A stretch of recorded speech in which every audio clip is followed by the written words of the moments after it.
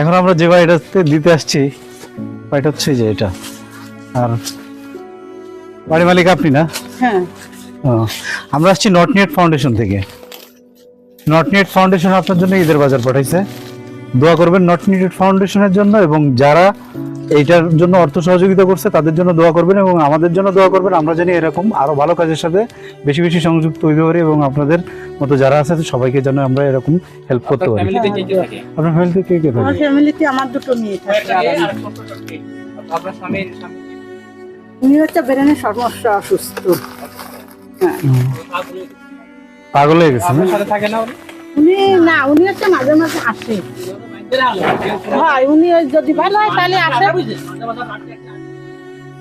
আরে এই বাড়ি এটা এই দুটো মেয়ে আপনার না? এদিকে আসো, এদিকে আসো।